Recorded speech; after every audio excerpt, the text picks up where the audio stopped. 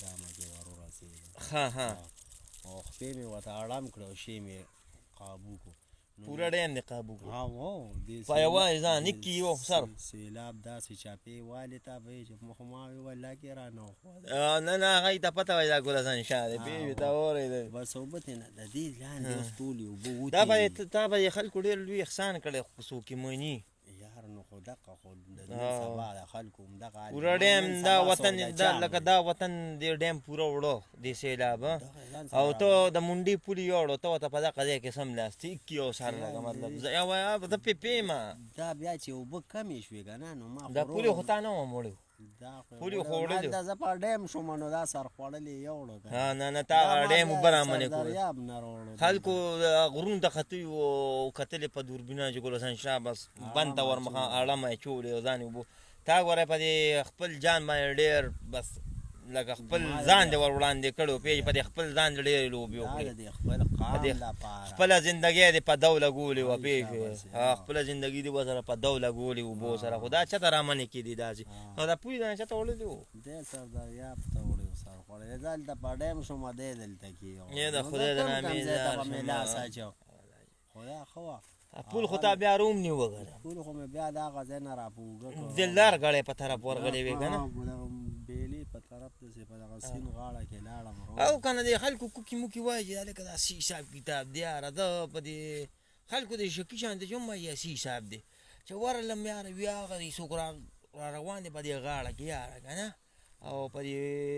سیند کې په دې غاړه کې او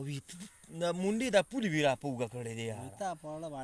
نه ما خو بغیر علاوه د تا نه بل څوک ذهن له راتلل نه لګه ما سره خو وړوکې را لوی شوې ما پړو وایي چې دا ګل حسن شاه دی او دې زمانه بیا پټتلې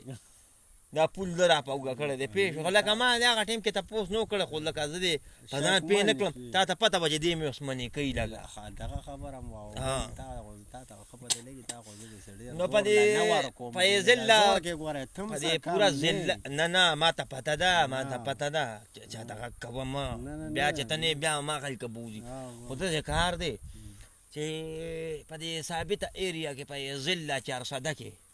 صحیح ده په ثابته ذله کې ما داسې څوک نه لیدل چې دا خلکه دته چغې ووایي خو ما پړو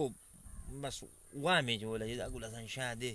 او دا پول له د منډې هم ده را په اوږه کړی و رانیولې د سیلاب کې د بلې قیسې نه پکې بیا خبر شوم وی پول ته جټکه مټکه وویل داسې حساب و هغه پکې مړه مونږ خو خبر نه شو خو شاته چې مو کارنګي جال داسې جول شانتې و مونږ ویلي نه زه بس خو چاته کې به خوځېدلې را شوې راړم شوي خو مونږ شاته څه کتل چې مې مونډه کې وغورځوټلې نارستن پکې پراته بوسټر پکې راغلی و په پول کې ځان سره بوسټر هم راوړی و ها بیا و د کاپر ماله نه هغه وخت کې خو لکه ته خو بلکل مطلب خبره هغه وخت منم دی بله ورځ دلته کې دغه سور پول ته دغه ګټو ډک ټرک ورولوېده او چا ویلې دی له به چینج کوپې راولې چا ویلې دی له به شیولې راولې ټرک لوېدلی و ټرک ولوېده کوم ځای دا سور پول ها ما وایه مړه چې ورغلمه بس خو دا وه چې په ځان خو یارېدمه چې دا خلک ګورې سترګې خو ظالمې سترګې نظر سړی شلی پېښ او نه نه خبره دې روغه ده چې داسې د شپې دا خلک ته نه لږه خوا دې خوا شو داسې ورغلم او بس غېږ مې ور لاندې کړه ټرک ته